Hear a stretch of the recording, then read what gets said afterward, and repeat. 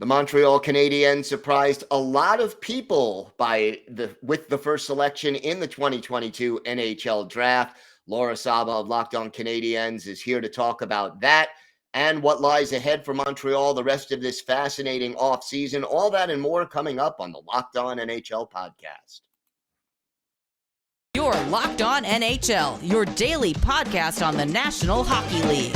Part of the Locked On Podcast Network, your team every day.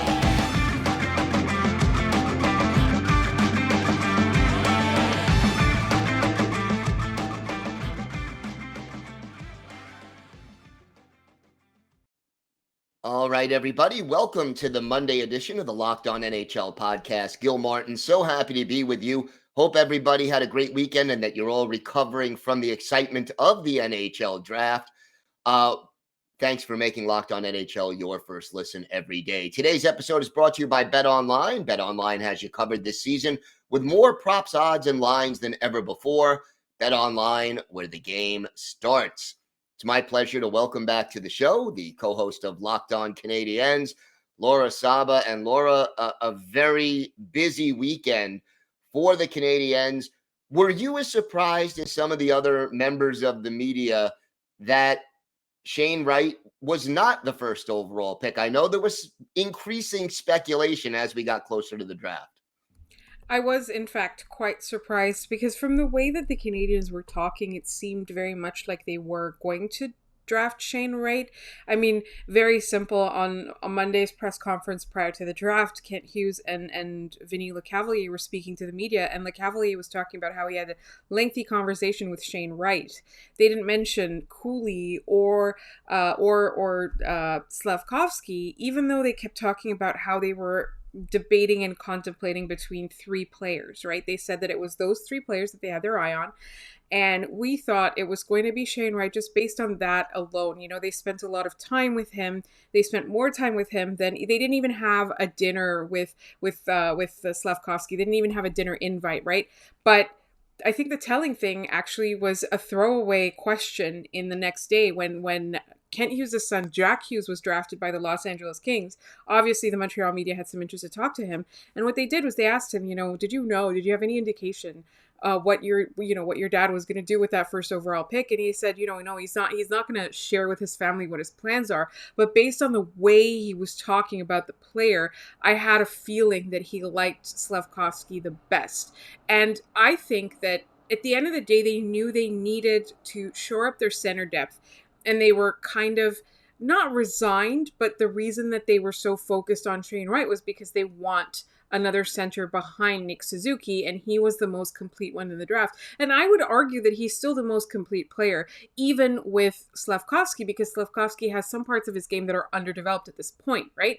So I think they really wanted a center, and then they decided that they could get the player they liked best and a center when Chicago and the Islanders agreed to play ball and the Canadiens got Kirby Dach. Once they knew that they would have Kirby Dach, it made sense for them to then go and pick the winger that they wanted all along.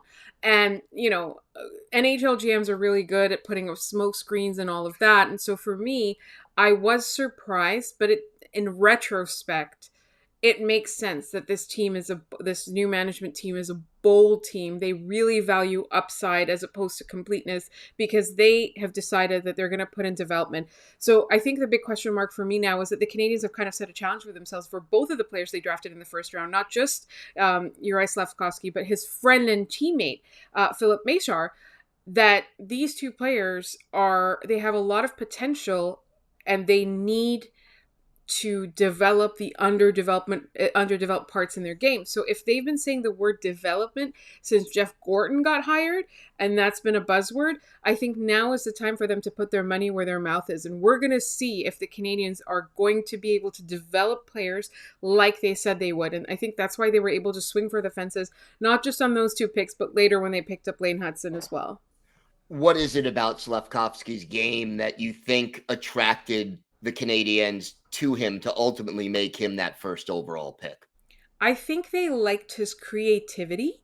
and the way that he uses his skill. You can talk a lot about, he was a boy playing against men in big game tournaments, and he did everything in his draft year. And to his credit, he did. He literally did everything in his draft year to really raise his stock. At the beginning of the year, he wasn't even top 3. We were talking top 6, top 7 for him until the Olympics, right? So he really did a lot. And I think what they liked a lot about him is his personality, his creativity, the interesting ways that he approaches the game. He looks like he has an extreme amount of skill, and I think that's what attracted them. And also, I do think there is an aspect of them being able to kind of develop him in the mold that they will. Now, depending on who you talk to, I talked to somebody this weekend that said, "You guys got the next Jaromir Jagr." Now, I think that's a lot of pressure to put on a young kid, and hopefully nobody's telling him that to his face,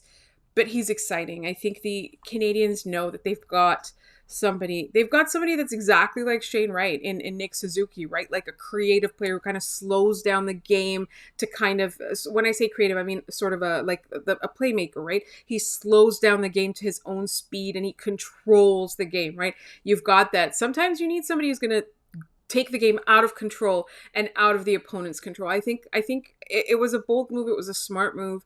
I do have some question marks because of the short sample size that we're talking, but according to all of their projections, they feel like he's going to be the best in the NHL, the best star, 5-10 years from now. And a lot of people do think so as well. Personally, for me, I thought they would take Shane Wright because they needed a center, and because of the way that they were talking, they seemed to have spent the most time with and on Shane Wright. That was really what had me very, very convinced that they were going to pick Shane Wright. But you know what? It's possible that they weren't convinced that they wanted Shane Wright. They really wanted Slafkovsky, and they ended up getting what they wanted. And then as far as Meshar is concerned, what does he bring to the table? He also has some extremely underdeveloped. So Meshar is who I would call an extremely high reward player if everything pans out, right? He's got a couple of flaws to his game, and he has to work a little bit on his physicality. It's not just his size. Everybody likes to use the word size.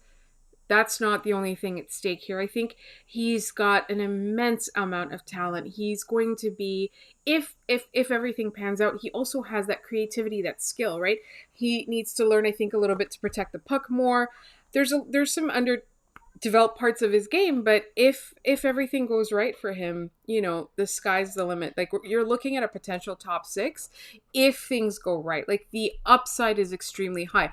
Unfortunately, with a player like him, the floor is also a little bit lower than somebody like Owen Beck, who they took at 33rd, for example. But I'm still quite excited to see what development they put in these young players. I know Meshar is going to come over to North America. It hasn't yet been decided where, but he can do that. And I'm excited to see how his game is adapted and what the Canadiens do with all the resources at their disposal. I'm excited to see what they do with Meshar in particular. He's a bit of a project, but the upside was so high. The upside was so high that he was projected to go in the first round, and then he did. And so worth the risk for the Montreal Canadiens. What else do you expect the Habs to do as free agency is just around the corner? What are they looking to accomplish the rest of this offseason? I think for the Canadiens right now, there's a little bit of a question mark in goal. Obviously, we don't know how Carey Price's knee is going to heal, whether he's going to be able to play it, and if he can play to the standards that he can play and to the frequency that he used to play, right? So I think the big question mark right now is goaltending. We know the Canadiens are getting a lot of calls on Jake Allen. I don't think that they want to part with him unless the return is one of those where you can't say no to. They're also going to try to get some contracts off the books. I know Mike Hoffman, for example, he hasn't been in conversation a lot, but he's probably one of the first contracts that they want to move. They are looking to honor Jeff Petry's trade request if they can get a good return, and they've said all along that they will only honor it if it makes sense for the Montreal Canadiens. And Jeff Gordon. I mean, we're going to talk about that as time goes on. The more I cover this GM, the more I realize that he doesn't want just value. He wants an overpay from everybody that he's trading, right? So I think that's definitely something that we're going to look out for. Josh Anderson, people are calling on Josh Anderson. Maybe they're willing to afford they're willing to part with value for him, and to Kent Hughes, that's not enough, because I think Josh Anderson, while somebody I personally as a fan enjoy watching, objectively speaking, isn't necessary to be on this team. He doesn't have to be an untouchable on this team, right? So there's a couple of guys like that where I think the Canadiens are expecting to still have a fairly high draft pick next season. I think they're not expecting to be good. If the Canadiens are able to win games enough to get 20 more points than they did last year, they're still going to be one of the bottom teams in the league. So I'm not too worried about their draft.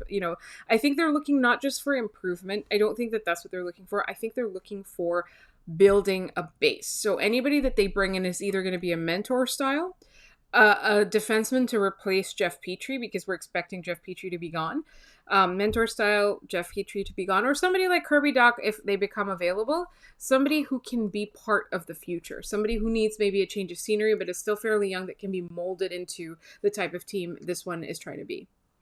Makes sense. Laura, why don't you tell our viewers and our listeners where they could find the podcast and where they could find you on social media? Our podcast is Locked On Canadiens. My co-host is Scott Matlow. He can also be found at Scott Matlow. I am at The Active Stick on Twitter. And our podcast can be found both on YouTube and wherever you get your podcasts, including this one. All right. Laura, thank you so much for joining us today. Absolutely. Thank you so much for having me as always, Gil. Today's episode is brought to you by your friends at BetOnline. BetOnline.net is your number one source for all your betting needs and sports info. Find all the latest sports developments, league reviews, and news, including Major League Baseball. And look, you could bet on future NBA, NFL, NHL, things for the coming season.